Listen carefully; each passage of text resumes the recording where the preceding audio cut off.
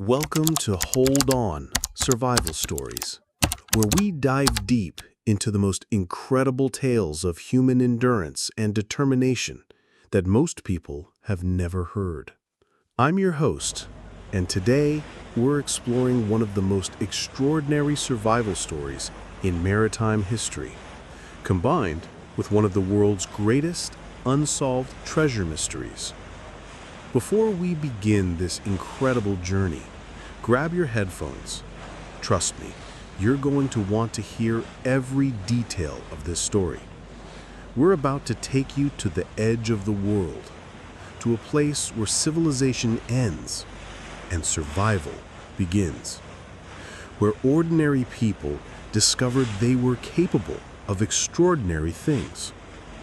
If you're new here, Hold On Survival Stories brings you the untold accounts of people who faced impossible odds and refused to give up.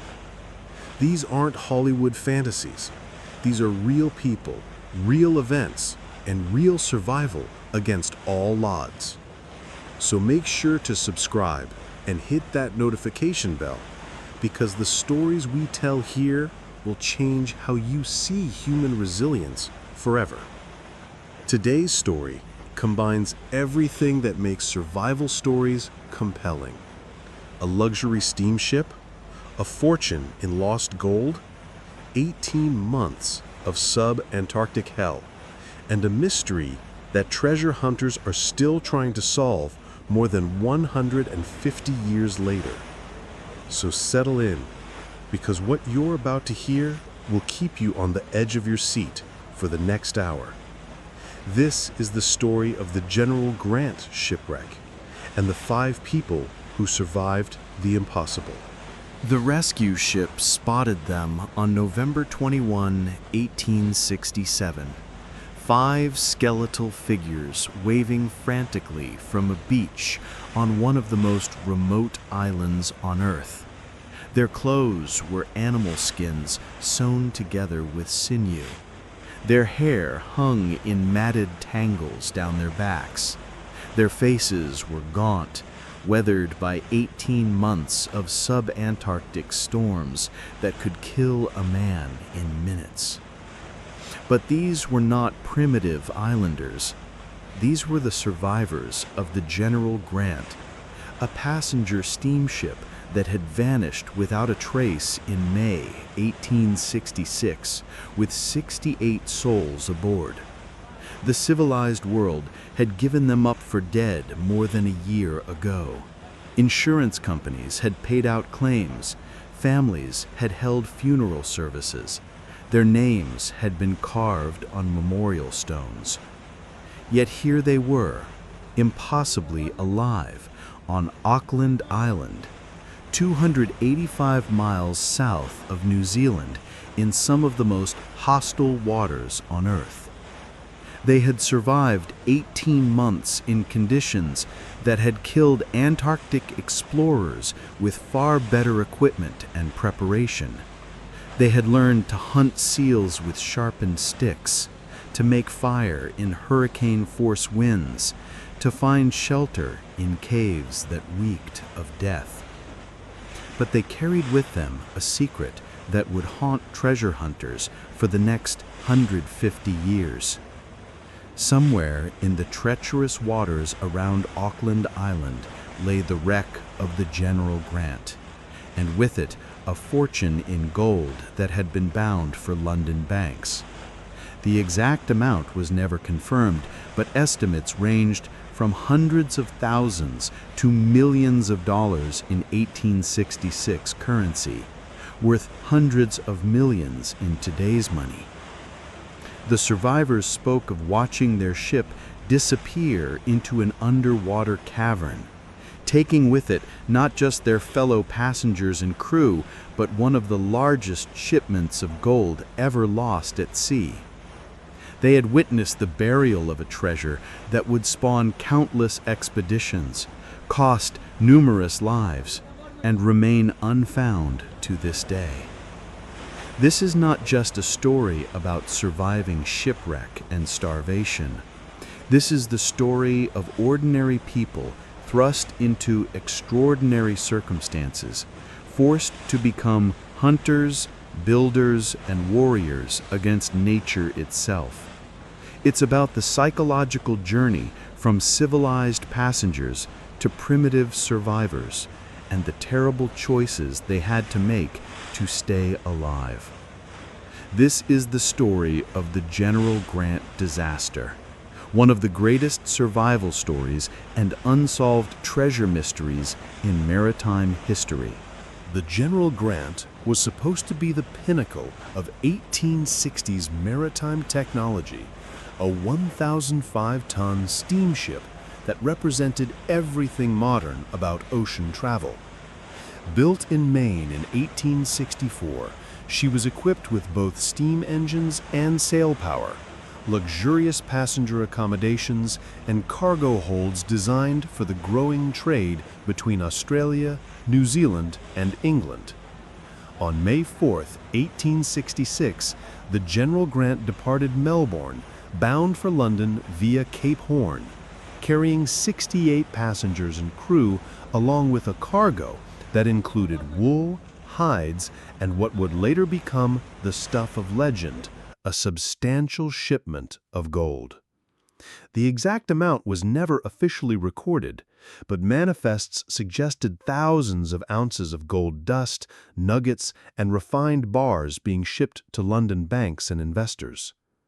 Among the passengers were miners returning to England with their fortunes, business families relocating, and adventurers seeking new opportunities in Europe. They had paid premium fares for passage on what was considered one of the safest and most comfortable ships sailing the Pacific routes. Captain Henry Laughlin was an experienced mariner who had commanded vessels in these waters for over a decade.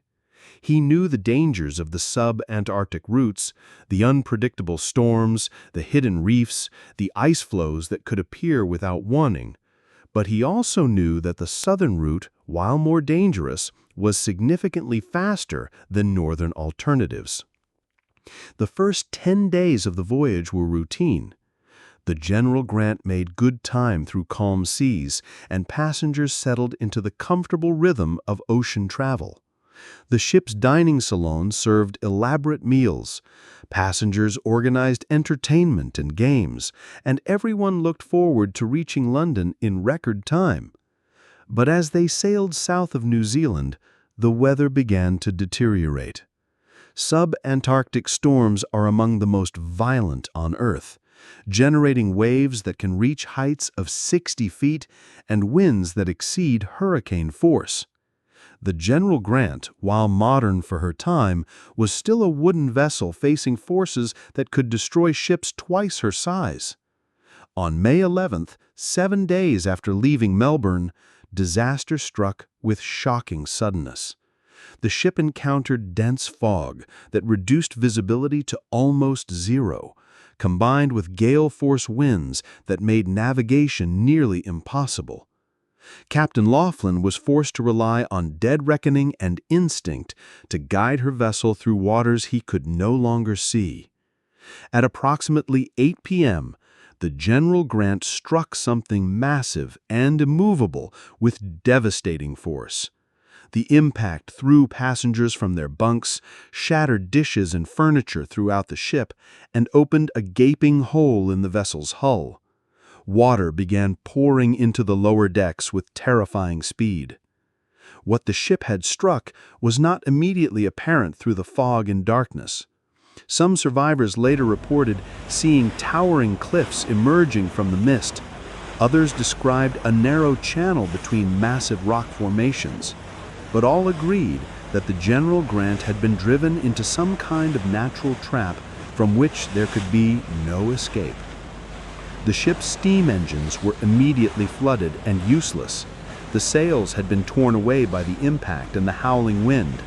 Most catastrophically, the force of the collision had jammed the ship deep into what appeared to be an underwater cavern or crevice, making it impossible to back away from whatever had destroyed her.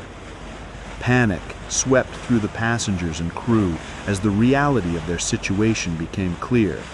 They were trapped on a sinking ship in one of the most remote and hostile regions of the ocean, hundreds of miles from the nearest inhabited land. The temperature was barely above freezing, the seas were mountainous, and rescue was impossible. No one even knew they were missing yet. Captain Laughlin ordered the lifeboats prepared, but the ship's position made launching them very dangerous. The General Grant was wedged between rock formations that created a maelstrom of conflicting currents and waves.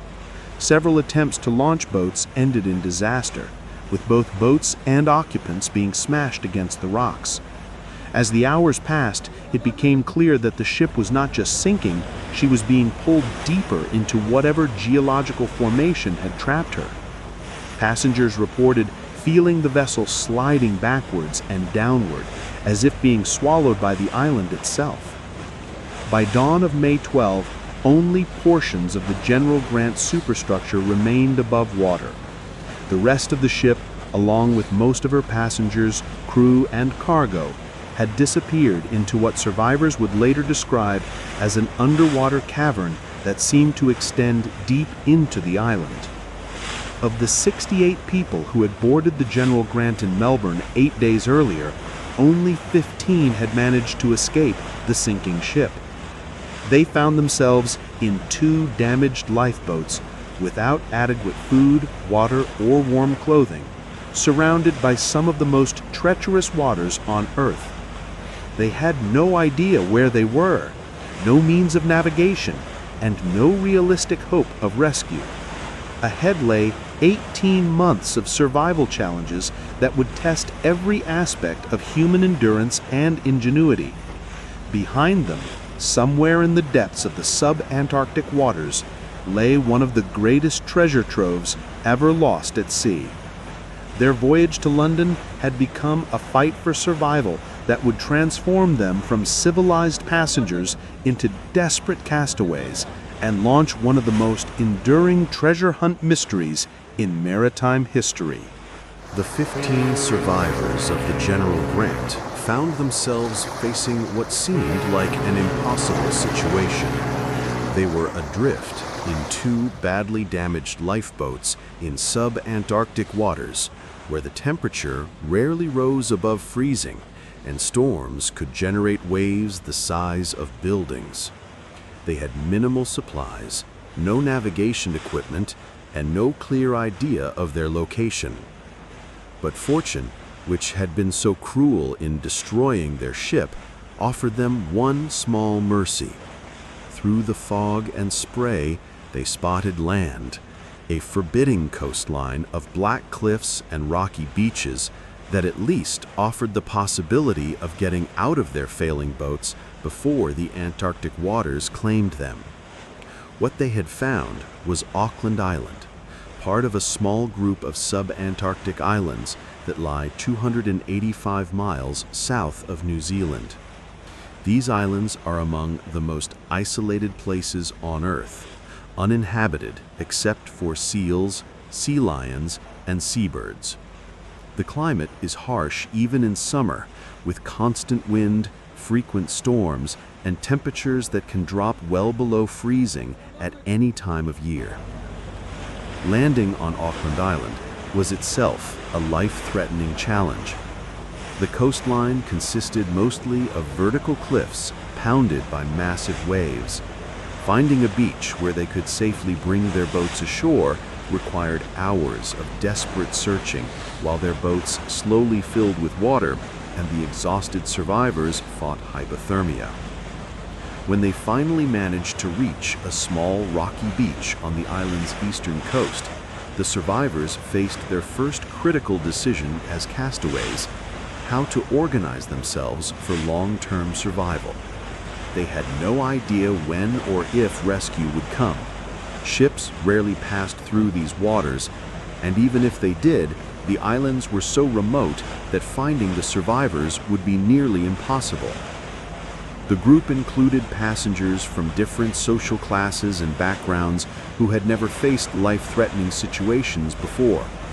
There were wealthy businessmen who had never cooked their own meals, wives and children who had lived sheltered lives, and working-class immigrants who at least had some practical skills. They would have to learn to work together or die separately. James Tier, the ship's mate and highest-ranking surviving officer, emerged as the de facto leader of the group. He had maritime experience and understood the basics of survival at sea, but even he had never faced the challenge of keeping 15 people alive indefinitely on a sub-Antarctic island with no supplies or equipment. Their first priority was shelter. The Auckland Island weather was so severe that exposure could kill within hours. The survivors initially huddled together in the remains of their lifeboats, but it quickly became clear that they needed more substantial protection from the wind and rain that seemed never to stop. Using pieces of the wrecked boats, driftwood from the beach, and their own clothing, they constructed a makeshift shelter in a natural depression near the shoreline. It was cramped, cold, and barely waterproof, but it kept them alive through their first crucial weeks on the island. Food became the next critical challenge. The survivors had saved almost nothing from the ship except the clothes on their backs and a few personal items. The island appeared barren and lifeless, covered in tussock grass and scrubby vegetation that seemed to offer no nutritional value. But Auckland Island was actually rich in wildlife if you knew how to catch it. The beaches were home to thousands of fur seals and sea lions. The waters were full of fish, and the island supported large populations of seabirds. The challenge was learning to hunt and kill animals when most of the survivors had never done anything more violent than carve a roast at dinner. The first attempts at hunting were disastrous. The seals, while numerous, were surprisingly dangerous when threatened. Adult males could weigh over 600 pounds and had teeth and claws capable of inflicting fatal wounds. Several survivors were badly injured in early hunting attempts, and it became clear that they needed better weapons and techniques. Using metal salvaged from their boats and stones from the beach, the survivors began crafting primitive weapons, spears, clubs, and knives that would allow them to hunt more safely and effectively. It was a gradual process of trial and error, with each mistake potentially meaning starvation for the entire group. The psychological adjustment to their situation was perhaps even more challenging than the physical survival tasks. These were people who had been living comfortable, civilized lives just days earlier. Now they were forced to kill animals with their bare hands, eat raw meat, and live in conditions that were barely above the level of wild animals. Some members of the group struggled more than others with this transformation. Mrs. Mary Ann Jewell, traveling with her young son, found it almost impossible to adapt to the brutal realities of survival. Others, particularly those from working-class backgrounds, proved more adaptable to the harsh demands of their new existence. As weeks turned to months, the survivors developed routines and systems that gradually improved their chances of long-term survival. They learned to predict weather patterns, to identify the best hunting and fishing spots, and to preserve food during times of abundance for the inevitable periods of scarcity. But they also faced the psychological challenge of maintaining hope when rescue seemed increasingly unlikely. Ships did not appear on the horizon. No search parties arrived to investigate their disappearance. They were forced to confront the possibility that they might spend the rest of their lives on Auckland Island, or die there, forgotten by the world. The group dynamics became increasingly strained as the reality of their situation set in. Arguments broke out over food distribution, work assignments, and decision-making authority. Some members of the group began to withdraw into themselves, while others became increasingly aggressive and demanding. By the end of their first 3 months on Auckland Island, the survivors had managed to establish a precarious existence, But they had also learned that survival would require not just physical endurance, but psychological resilience that few of them possessed. They had become castaways, not just in location, but in their very identity as human beings, forced to discover what they were capable of when everything familiar and comfortable had been stripped away. The island had tested them and found them barely adequate to the challenge of staying alive. But far greater tests lay ahead as the harsh sub-Antarctic winter approached and their supplies and equipment continued to deteriorate. They would have to find reserves of strength and determination they never knew they possessed, or join the countless others who had died in these remote and unforgiving waters. As autumn turned to winter on Auckland Island, the 15 survivors of the General Grant faced challenges that pushed human endurance to its absolute limits.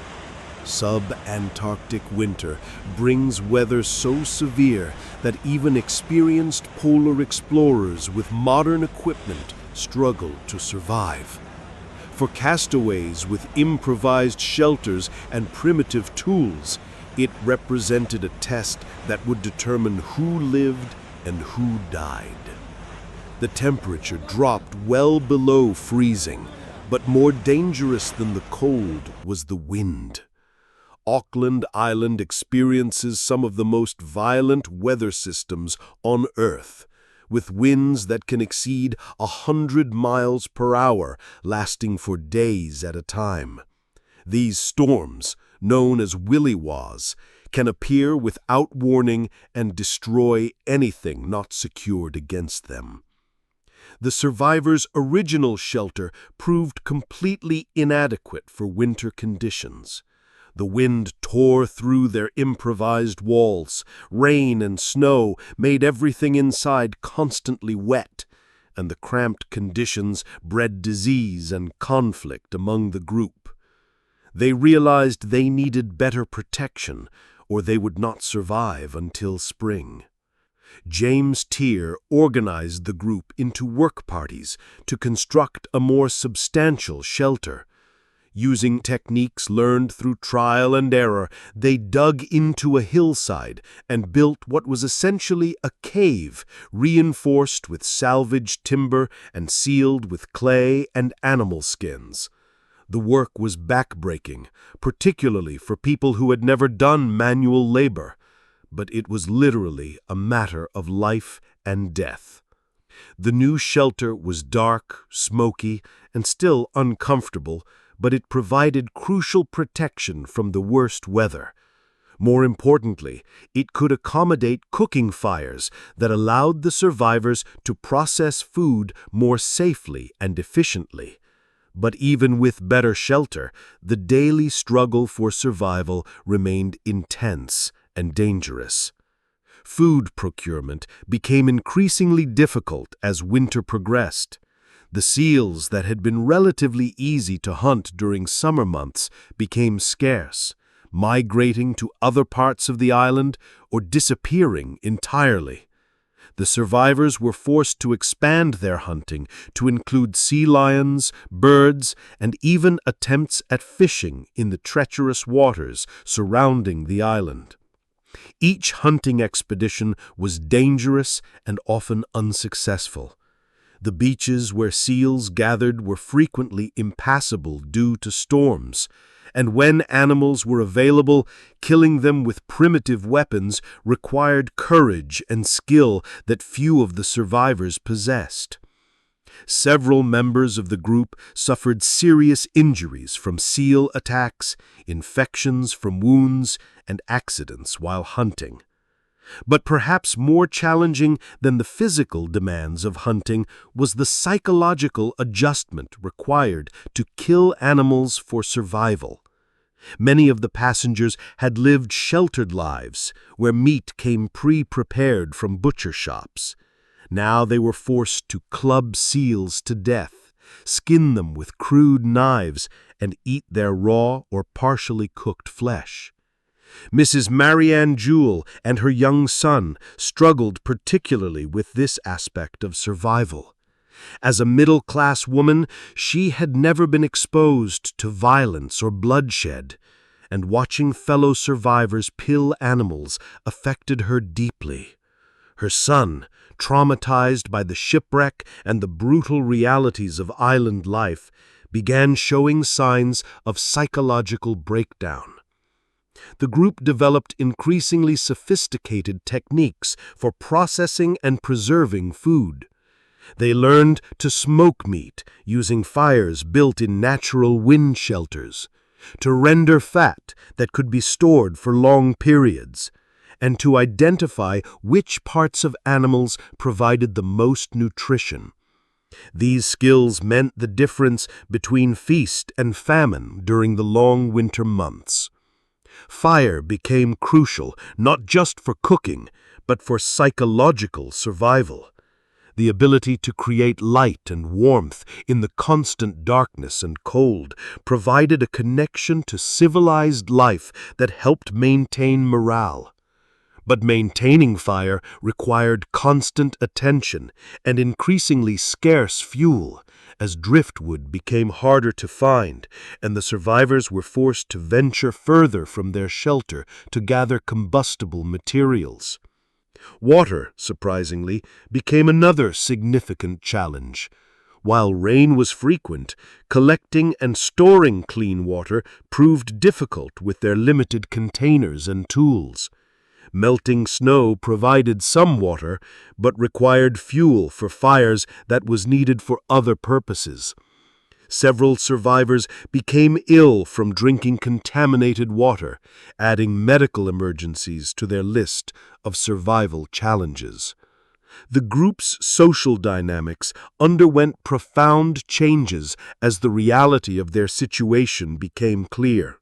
The class distinctions that had defined relationships aboard the General Grant began to break down as survival skills became more important than social status.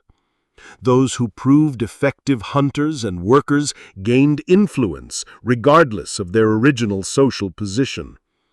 Arguments over food distribution became increasingly common and bitter.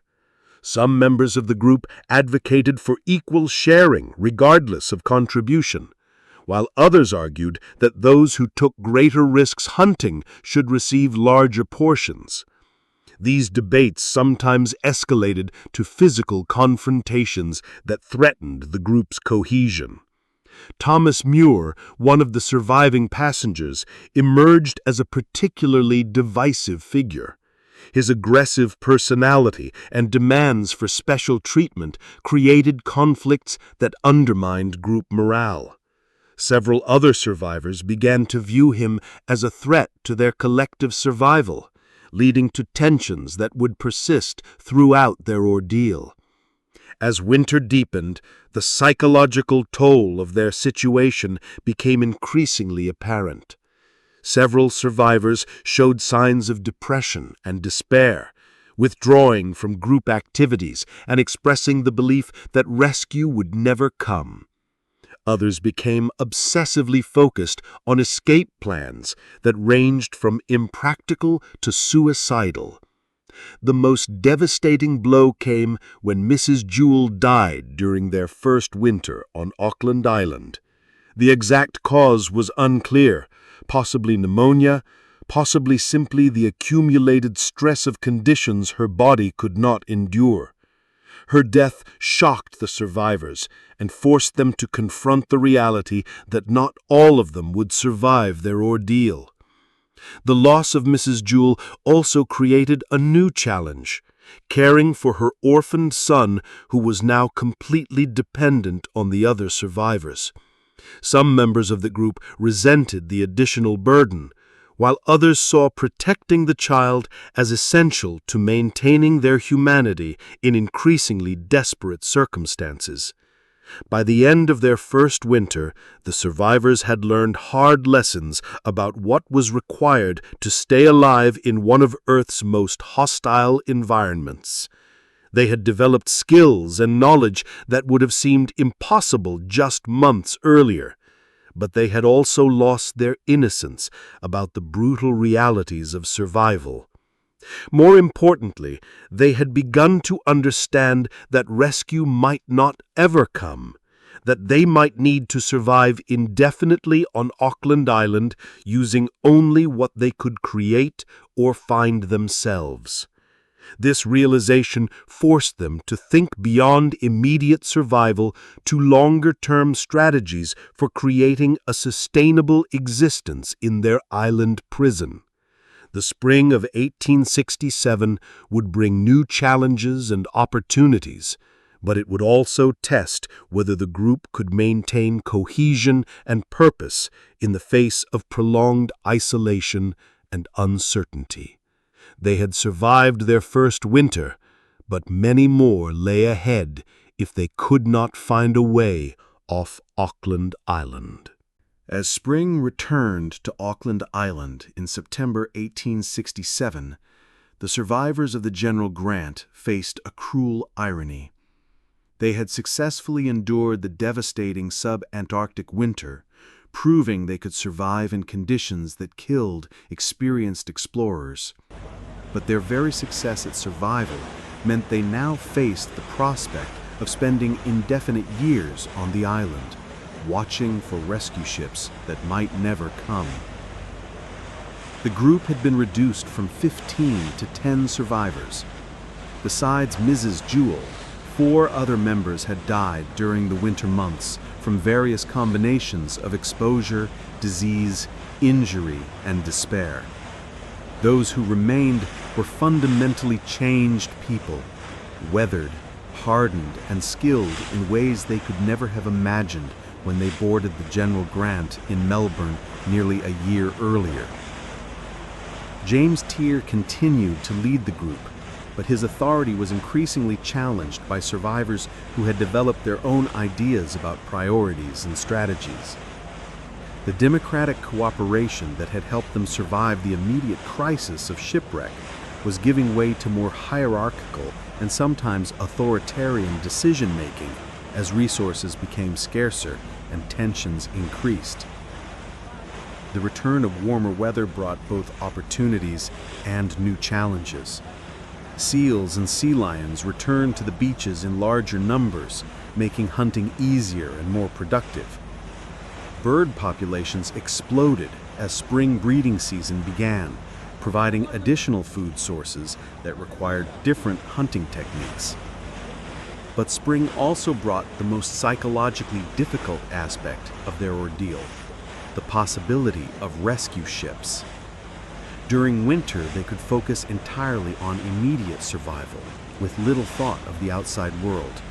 Now, with improved weather and visibility, they had to maintain constant watch for passing vessels while knowing that disappointment was far more likely than salvation. The survivors developed an elaborate system of lookout posts and signal fires designed to attract the attention of any ship that might pass within sight of Auckland Island. They maintained these systems religiously, with members of the group taking turns at watch duty, regardless of weather conditions or other demands on their time. Several times during the spring and summer of 1867, the survivors spotted what appeared to be ships on the distant horizon. Each sighting triggered frantic efforts to light signal fires and create smoke that would be visible from miles away. But the ships, if they were indeed ships, were not hallucinations brought on by desperation, never approached the island. These false alarms took a devastating psychological toll on the group.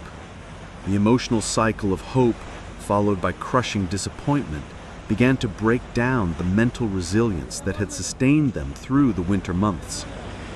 Some survivors began to express the belief that they would never be rescued, that they were destined to die on Auckland Island. Thomas Muir, whose abrasive personality had created conflicts throughout their ordeal, began advocating for increasingly desperate escape attempts. He proposed building a boat from available materials and attempting to sail to New Zealand, despite the fact that none of the survivors had boat-building experience, and the journey would cross some of the most dangerous waters in the world. Other survivors recognized that Muir's proposals were essentially suicide missions. But the psychological pressure of prolonged isolation was making even rational people consider irrational alternatives to their situation. The group began to fracture along lines that reflected different attitudes toward risk, leadership, and hope. The most significant escape attempt began in the summer of 1867, when 4 members of the group, led by Muir, decided to construct a makeshift boat and attempt to reach New Zealand. Using salvaged materials from their original lifeboats, plus driftwood and seal skins, they spent weeks building what was essentially a large raft with improvised sails. The remaining survivors watched this project with mixed feelings. While they doubted the boat's seaworthiness, they also recognized that if it succeeded, the escapees could bring rescue for those who remained on Auckland Island. But they also knew that if the attempt failed, they would lose 4 members of their already small group. On a calm day in February 1867, Muir and his 4 companions launched their improvised vessel and sailed away from Auckland Island toward what they hoped was the direction of New Zealand. The remaining survivors watched until the boat disappeared over the horizon, then returned to their daily routines with the knowledge that they might never know whether their former companions had reached safety or perished at sea. For weeks after the departure, the remaining survivors maintained extra vigilance for signs of rescue ships that might have been alerted by the escapees. But as time passed with no sign of rescue, they were forced to conclude that Muir's expedition had probably failed, adding 4 more deaths to the toll exacted by the General Grant disaster. The loss of nearly half their remaining group was devastating for the 6 survivors who remained on Auckland Island. They now faced the prospect of indefinite isolation with fewer people to share the work of survival and maintain the social connections that helped preserve sanity in their desperate circumstances. Alexander Berry, one of the original passengers, began to show serious signs of mental breakdown. He became convinced that rescue ships were deliberately avoiding the island, that some conspiracy was preventing their salvation. His paranoid episodes created additional stress for the other survivors, who had to balance caring for him against their own survival needs. The group's dynamics shifted again as they adapted to their reduced numbers. With fewer people to share hunting, shelter maintenance, and other survival tasks, each individual became more crucial to the group's continued existence. This created both increased cooperation and increased pressure, as no one could afford to become seriously ill or injured.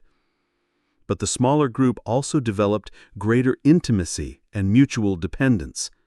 The survivors began to function almost like a family, with established roles and routines that provided stability in an unstable world. They shared not just food and shelter, but memories, stories, and dreams that helped maintain their connection to the civilized world they had lost. As their second winter on Auckland Island approached, the survivors faced a different kind of psychological challenge. They now knew they could survive the physical demands of sub-Antarctic winter, but they also understood that they might have to survive many more winters before rescue came, if it ever came at all. The question was no longer whether they could stay alive, but whether they could maintain their sanity and humanity through years of isolation and uncertainty. They had learned to hunt and build and survive, but they still needed to learn how to hope without expectation, how to maintain purpose without clear goals, and how to preserve their essential selves while adapting to circumstances that had no precedent in human experience. Their rescue, when it finally came, would depend as much on luck and timing as on their own efforts. But their survival until that rescue arrived would depend entirely on their ability to continue being human beings worthy of salvation, no matter how long the wait might be. By their second winter on Auckland Island, The 6 remaining survivors of the General Grant had developed a complex social system that bore little resemblance to the civilized society they had known before the shipwreck. Survival had created its own hierarchy, its own rules, and its own conflicts that would have been unimaginable in their previous lives. James Tier remained the nominal leader, but his authority was increasingly challenged by the practical realities of their situation. Leadership in civilized society often depends on education, social status, or official position. Leadership among castaways depends on who can find food, who can make tools, and who can make the hard decisions that keep everyone alive. David McClellan, originally a working-class emigrant, had emerged as perhaps the most valuable member of the group. His background in physical labor made him more adaptable to the demands of hunting and construction, and his practical skills often proved more important than Tier's maritime knowledge. This reversal of social status created tensions that reflected the broader transformation the survivors had undergone. The group had developed an elaborate system for dividing labor that reflected both individual capabilities and the need to ensure that critical tasks were always covered. Hunting was rotated among the most capable members, with each hunter expected to share their catch according to established protocols. Shelter maintenance, fire tending, and food preparation were similarly organized to prevent any individual from being overwhelmed by responsibilities. But this division of labor also created opportunities for conflict and resentment. Those who proved more successful at hunting naturally expected larger shares of food, while those who could not hunt effectively resented being dependent on others for survival. These tensions were exacerbated by the stress of constant hunger and the psychological pressure of their situation. The death of Mrs. Jewell had left her young son in the care of the group, and his presence created additional complications in their survival politics. Some members felt that protecting the child was a moral obligation that justified allocating extra resources to his care. Others argued that, in their desperate circumstances, group survival had to prioritize over individual sentiment. Alexander Berry's deteriorating mental condition created another divisive issue. His paranoid episodes and increasingly erratic behavior made him difficult to live with and sometimes dangerous to the group's security. Some survivors advocated for isolating him or even abandoning him to protect the others, while others insisted that caring for him was essential to maintaining their humanity. The most persistent source of conflict was food distribution. Even when hunting was successful, there was rarely enough food to satisfy everyone's hunger. The group had established theoretical protocols for sharing, but implementing them fairly proved nearly impossible when people were genuinely starving, and every additional bite might mean the difference between life and death. These food conflicts were complicated by the different nutritional needs and appetites of group members. The men who did most of the hunting burned more calories and naturally required more food, but the others needed adequate nutrition to maintain their health and contribute to group survival. Balancing these competing needs required constant negotiation and compromise. The survivors also faced the challenge of maintaining discipline and cooperation when traditional social controls no longer existed. In civilized society, laws, police, and social pressure prevent most conflicts from escalating to violence. On Auckland Island, the only restraints on behavior were the group's own agreements and their recognition that fighting could destroy their chances of survival. This created what anthropologists recognize as a classic primitive social structure, where group survival depends on personal relationships and shared commitment rather than external authority. The survivors had to reinvent civilization from scratch, developing their own customs, rules, and methods of conflict resolution. Religious observance became another source of both comfort and conflict. Some survivors found strength in prayer and religious ritual, viewing their ordeal as a test of faith that would ultimately lead to salvation. Others became increasingly skeptical of divine providence, questioning how a benevolent God could allow their suffering to continue indefinitely. These religious differences created practical conflicts over Sunday observances, prayers before meals, and the interpretation of their circumstances. Some wanted to maintain strict religious practices as a connection to civilized life, while others viewed such observances as pointless rituals that consumed energy better spent on survival tasks. The approach of their second winter brought these tensions to a crisis point. The survivors knew they could survive another winter physically, but they were less confident about their ability to maintain group cohesion through another extended period of close confinement and shared hardship. The smaller group size made their social dynamics both more intimate and more fragile. With only 6 people, personality conflicts could not be diluted or avoided as they might be in a larger group. Every relationship affected every other relationship, and any serious conflict threatened the stability of their entire social system. But the reduced numbers also created opportunities for stronger cooperation and mutual support. The survivors began to function almost like an extended family, with established roles and deep knowledge of each other's strengths, weaknesses, and needs. They developed inside jokes, shared memories, and collective rituals that helped maintain group identity and morale. The question of leadership continued to evolve as their situation became more stable and predictable. Tyr's maritime authority became less relevant as their immediate survival skills improved, but his experience in crisis management and decision-making remained valuable. The group began to operate more democratically, with major decisions made through discussion and consensus rather than hierarchical authority.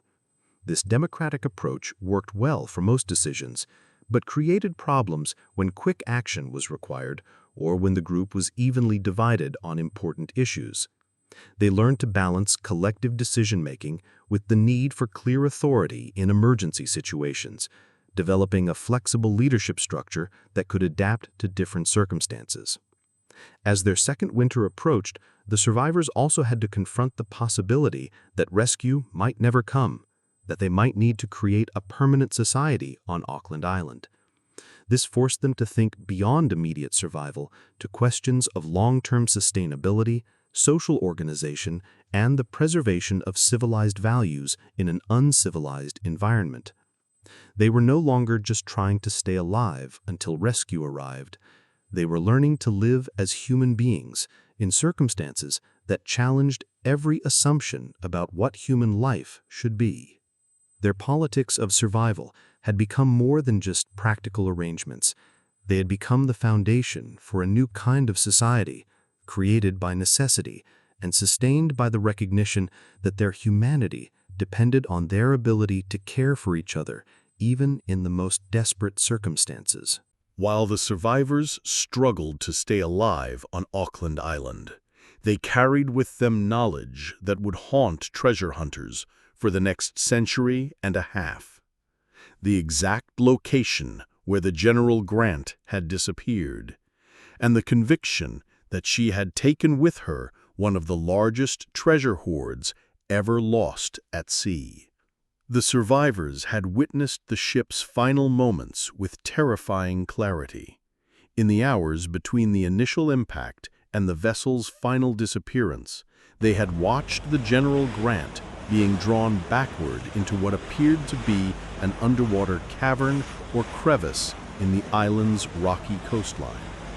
The ship hadn't simply sunk, she had been swallowed by the island itself, pulled into a geological formation that might preserve her cargo indefinitely. James Tyr, as the senior surviving officer, had the most detailed knowledge of the ship's cargo manifest. While the exact contents were never fully documented in official records, he knew that the General Grant had been carrying substantial quantities of gold bound for London banks and private investors. The gold rush in Victoria had produced enormous wealth, and much of it was being shipped to England for investment and banking purposes. The survivors spoke of seeing wooden chests and metal strongboxes being dragged down with the ship, Containers they believed held not just personal valuables, but commercial shipments worth hundreds of thousands of pounds in 1866 currency. Some estimates suggested the treasure might be worth millions of dollars by modern standards, making it one of the most valuable shipwrecks in history. But the treasure represented more than just monetary value to the survivors. During their darkest moments on Auckland Island, the knowledge that they had witnessed the loss of such vast wealth became both a source of hope and a burden. If they could survive and be rescued, they might be able to guide recovery expeditions to unimaginable riches. But that same knowledge made their deaths even more tragic, as it would take the secret of the treasure's location with them. Thomas Muir, before his failed escape attempt, had been particularly obsessed with the treasure. He spent hours trying to map the exact location where the ship had disappeared, creating crude charts that he hoped would guide future recovery efforts. His escape attempt had been motivated partly by the desire to reach civilization and organize a treasure recovery expedition. The other survivors were more focused on immediate survival concerns, but they too understood the significance of what they had witnessed. In quiet moments around their fires, they would discuss plans for returning to Auckland Island with proper equipment and support to recover the General Grant's cargo. These conversations provided psychological relief from their desperate circumstances, allowing them to imagine futures beyond mere survival. The exact location of the ship's final resting place became a matter of intense discussion and debate among the survivors. Each had witnessed the disaster from a different perspective, and their memories were colored by trauma, darkness, and the chaos of the moment. But they all agreed on certain key details. The ship had been drawn into a narrow channel between rock formations, and she had disappeared completely beneath the surface.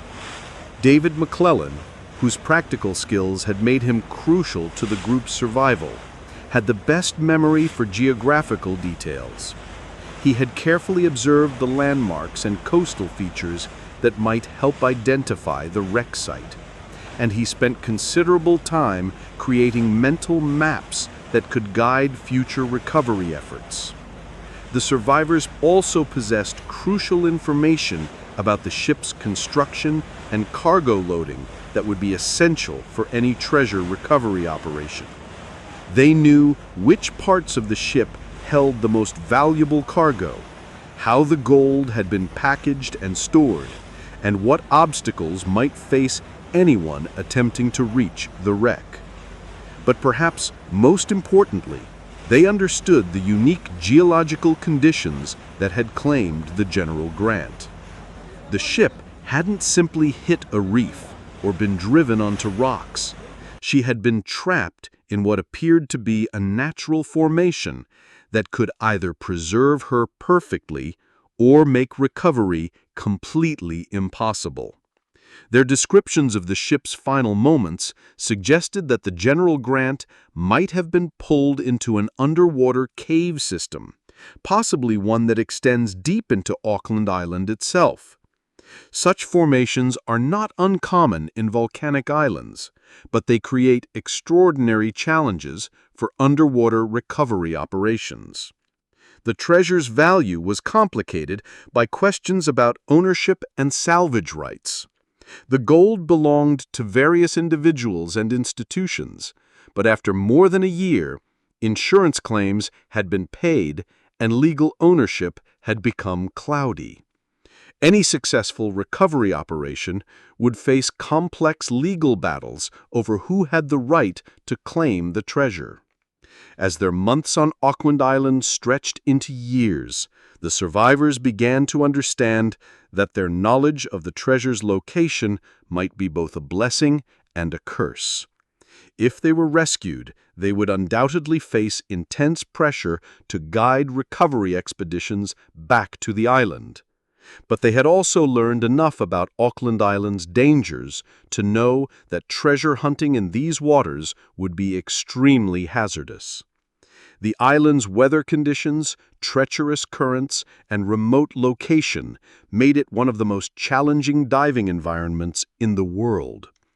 Even with modern equipment, recovering cargo from an underwater cave system would require expertise and resources that might exceed the value of the treasure itself.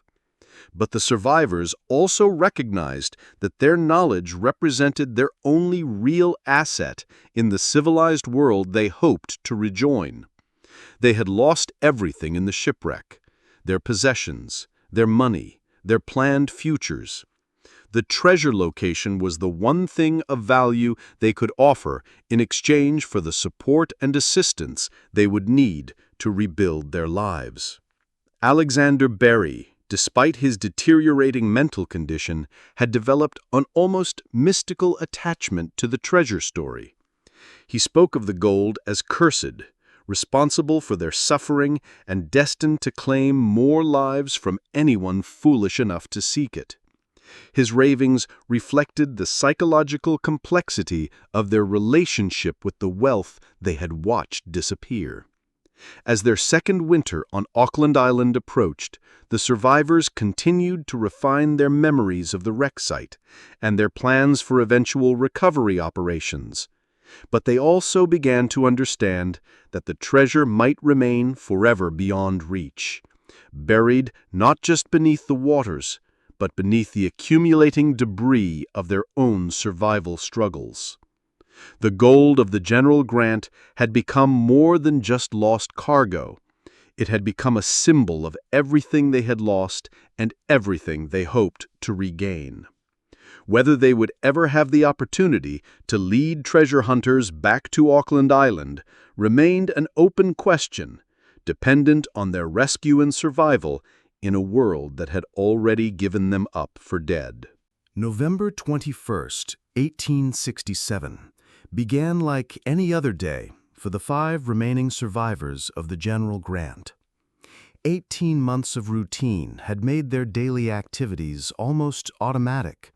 Checking weather conditions, tending the fire, planning hunting expeditions, and maintaining the endless vigilance for rescue ships that had become both hope and torture. Alexander Berry had died during their second winter, his mental deterioration finally claiming his body as well as his mind. The 4 adult survivors and Mrs. Jewell's orphaned son had developed a grim but effective routine for staying alive, but they had also begun to accept that rescue might never come. Then, David McClellan, on watch duty at their highest lookout point, spotted something that made his heart race: a ship on the horizon, closer to shore than any vessel they had seen in 18 months. The ship appeared to be actively searching the coastline, rather than simply passing through the area. The survivors had experienced so many false alarms that they had learned to control their initial excitement, but this sighting felt different. The ship's behavior suggested deliberate exploration of Auckland Island's waters, and its proximity to shore indicated serious interest in the island rather than coincidental passage. Racing back to camp, McClellan alerted the others and initiated their long-rehearsed rescue protocol. The survivors scattered to light signal fires they had prepared and maintained for months, creating columns of smoke at multiple points along the beach. They also gathered their few remaining pieces of bright cloth to wave as signals. The ship was the Amherst, a whaling vessel commanded by Captain Gilroy. The captain had been hired by relatives of the General Grant survivors to search for any trace of the missing ship or her passengers. After months of searching various islands and coastlines, the Amherst had finally reached Auckland Island. Captain Gilroy had not expected to find living survivors after 18 months, but his crew was trained to look for any signs of human presence: shipwreck debris, graves, shelters, or other evidence that might explain the General Grant's disappearance. the signal fires immediately caught their attention as unmistakably human activity. The rescue itself proved almost as dangerous as the original shipwreck. Auckland Island's coastline offered few safe landing spots, and the weather conditions that had made survival so difficult also made rescue operations highly hazardous. Several attempts to bring boats ashore through the surf were nearly disastrous. When the Amherst's crew finally reached the beach, they found 5 figures who barely resembled the civilized passengers who had boarded the General Grant 18 months earlier. The survivors were dressed in animal skins, their hair long and matted, their faces weathered beyond recognition, but they were unmistakably alive and coherent. The emotional impact of rescue was overwhelming for both the survivors and their rescuers. The Amherst's crew had expected to find, at best, graves and wreckage. Instead, they encountered living people who had accomplished something that seemed impossible: long-term survival in one of Earth's most hostile environments. James Tier, as the senior survivor, provided Captain Gilroy with a detailed account of the General Grant disaster and the 18 months that followed. His report would become the primary historical record of one of the most remarkable survival stories in maritime history, but it would also launch decades of treasure hunting expeditions based on his descriptions of the ship's final moments. The physical condition of the survivors told the story of their ordeal more clearly than words could convey. They were severely malnourished, showing the effects of 18 months of inadequate diet and constant stress. Their skin was weathered and scarred from exposure and injuries. Their few remaining possessions were primitive tools and weapons they had crafted from salvaged materials. But perhaps most remarkably, they had maintained their sanity and their essential humanity through circumstances that would have driven most people to madness or despair. They still functioned as a cohesive group, still cared for Mrs. Jewell's orphaned son, and still possessed detailed memories of their experience that would prove invaluable to historians and treasure hunters. The rescue operation required several trips between ship and shore to transfer all the survivors and their few possessions. Each trip through the dangerous surf risked lives that had already survived 18 months of constant peril, but Captain Gilroy's crew managed to complete the evacuation without additional casualties. As the Amherst sailed away from Auckland Island, the survivors experienced emotions they had almost forgotten: the sensation of traveling toward civilization, the knowledge that their ordeal was truly over, and the prospect of rejoining a world they had been separated from for so long that it seemed like a dream. But they also carried with them complex feelings about leaving the island that had been both their prison and their home for 18 months.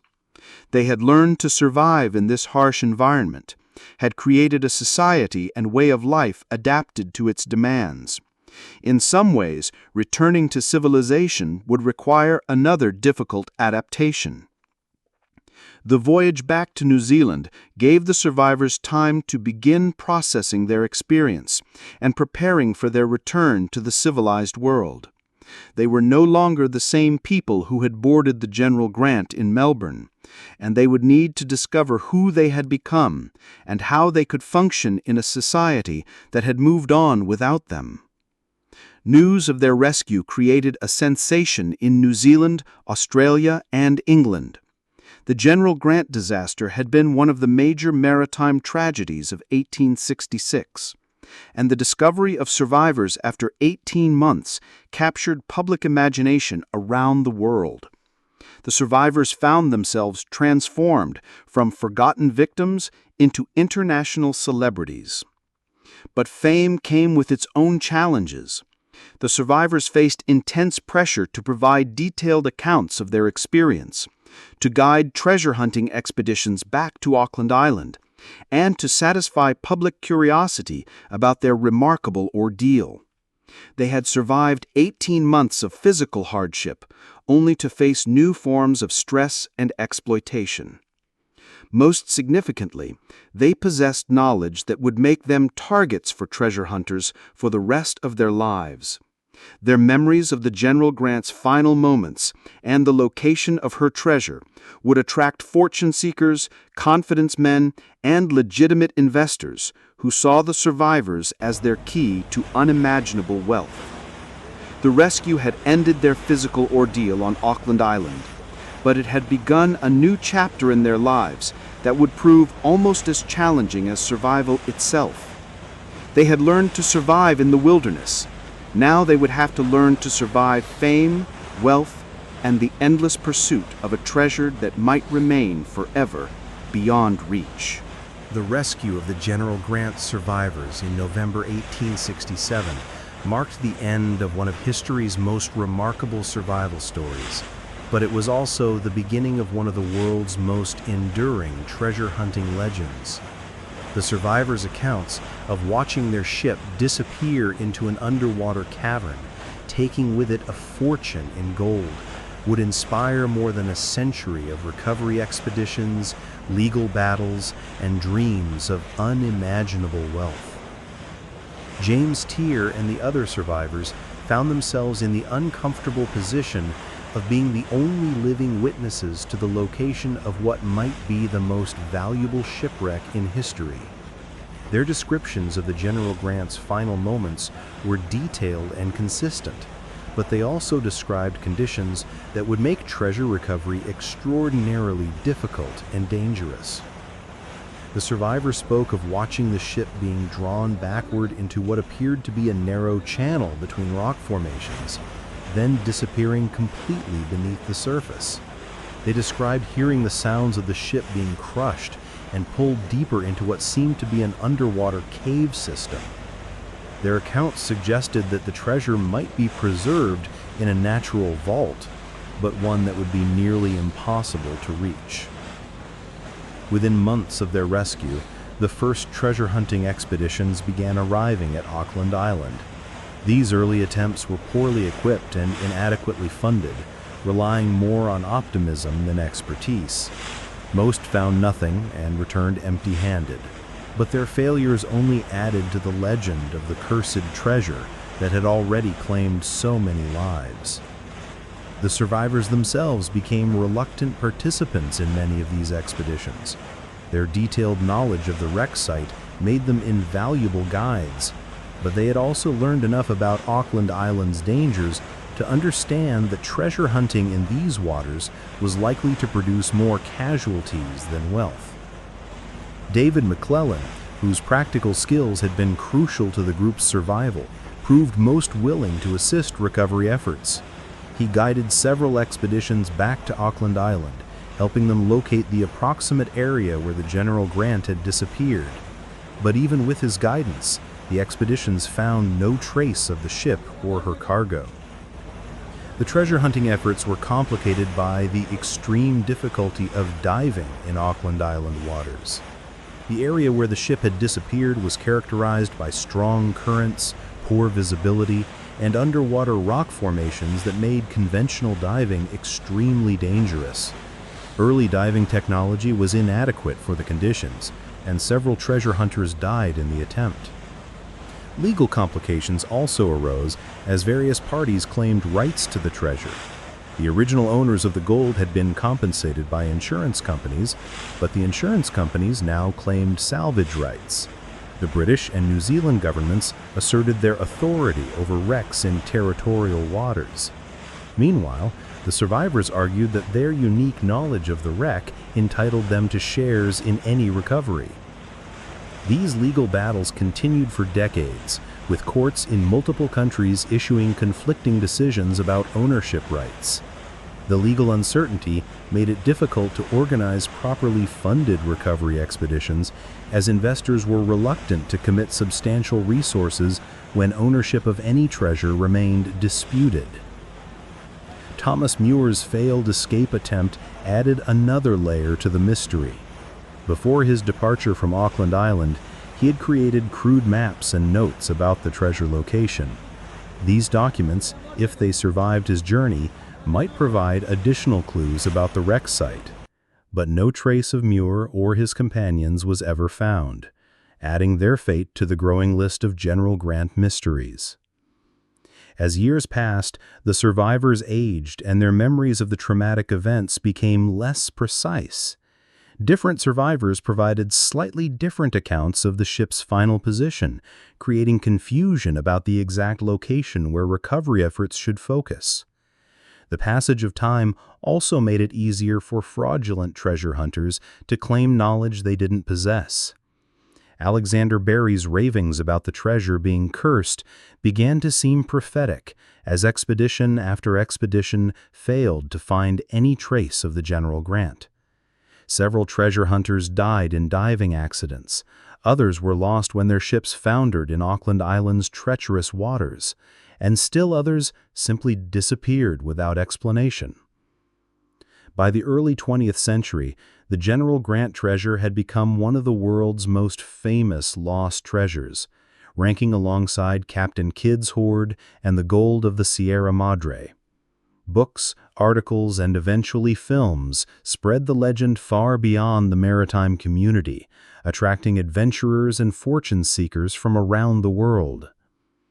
Modern technology brought new possibilities for treasure recovery.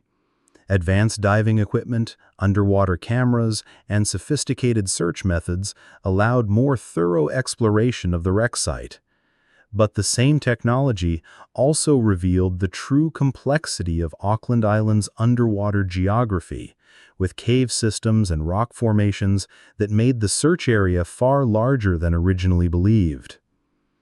Several expeditions claim to have found evidence of the General Grant: pieces of ship's timber, metal objects, even human remains. But none found the treasure itself, and most of the alleged discoveries proved to be from other shipwrecks or natural formations. Auckland Island's waters had claimed many vessels over the years, creating an underwater graveyard that confused and misled treasure hunters. The last of the original survivors died in the early 1900s, taking with them the most reliable knowledge of the treasure's location. Later treasure hunters were forced to rely on written accounts and second-hand information, making their searches even more speculative and uncertain. Government authorities in New Zealand eventually imposed restrictions on treasure hunting activities around Auckland Island, partly due to safety concerns and partly to protect the island's unique ecosystem. These restrictions made organized recovery expeditions more difficult and expensive, further reducing the likelihood of successful treasure recovery. By the 21st century, the General Grant treasure had become more legend than realistic prospect. Computer modeling of the island's geology suggested that any ship drawn into the underwater cave systems described by survivors would likely be crushed and scattered by geological forces. The treasure, if it ever existed in the quantities claimed, might have been dispersed beyond any possibility of recovery. But the legend persists, attracting new generations of treasure hunters who believe that modern technology and fresh approaches might succeed where others have failed. The story of the General Grant has become part of maritime folklore, a tale that combines genuine historical tragedy with the eternal human fascination with lost treasure. The survivors who endured 18 months on Auckland Island could never have imagined that their ordeal would inspire more than a century of treasure hunting expeditions. They had focused on immediate survival, on staying alive from day to day in conditions that should have killed them.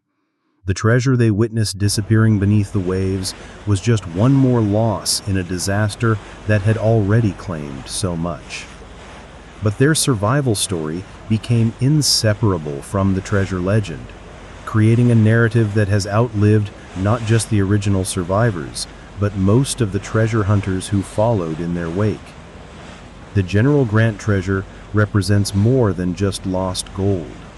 It represents the human capacity to survive impossible circumstances and the eternal hope that somewhere beneath the dark waters of the world's most remote places, unimaginable wealth waits for those brave enough to seek it. Whether the treasure of the General Grant will ever be found remains an open question. But the survival story of the 18 months on Auckland Island stands as certain proof that human beings can endure and overcome challenges that seem to exceed all possibility of survival. In the end, that may be the most valuable treasure to emerge from the General Grant disaster, the knowledge that human resilience and determination can triumph over even the most desperate circumstances. And that's where we'll end today's incredible journey with the survivors of the General Grant. You know, I've been researching and telling survival stories for years now, and every time I think I've heard the most impossible tale of human endurance, I discover another story like this one that just blows my mind.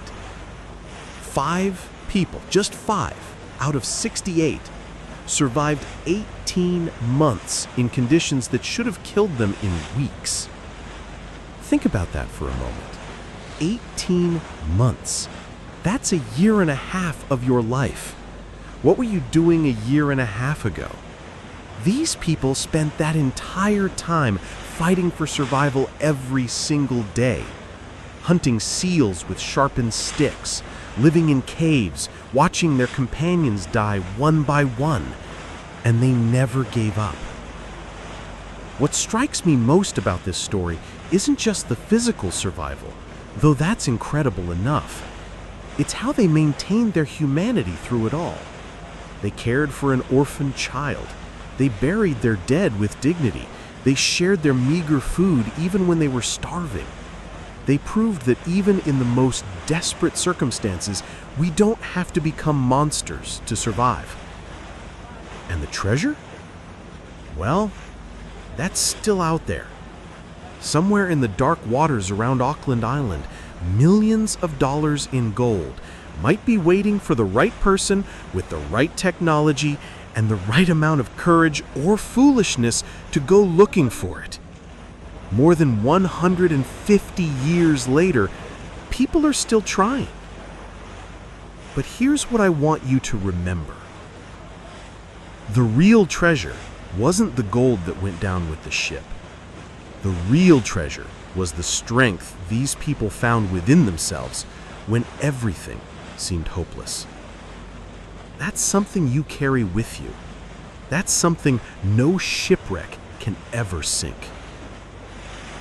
So the next time you're facing your own impossible situation, and we all do at some point, remember James Tier, David McClellan, and the others who refused to give up on Auckland Island. Remember that humans have survived worse. Remember that you're stronger than you think. Before you go, I'd love to hear from you in the comments. What survival story would you like me to cover next? Have you ever been in a situation where you had to dig deeper than you thought possible? And here's a question that's been on my mind. If you were one of those survivors, do you think you would have had the courage to guide treasure hunters back to that dangerous place, knowing it might cost more lives? If this story kept you engaged for the past hour, please hit that like button. It really helps the channel reach more people who love these incredible tales of human resilience. And if you haven't already, make sure to subscribe to Hold On Survival Stories and ring that notification bell. We've got so many more unbelievable stories to share with you. I've got some absolutely mind-blowing survival stories coming up that I can't wait to share with you. Stories of people who survived things that shouldn't be survivable, who found hope in hopeless places, who discovered that the human spirit is far stronger than most of us ever realize. Until next time, remember, when life pushes you to your limits, when everything seems impossible, when you feel like you can't go on, hold on. You never know what incredible strength you might discover within yourself. This has been Hold On Survival Stories. Thanks for joining me on this incredible journey, and I'll see you in the next one.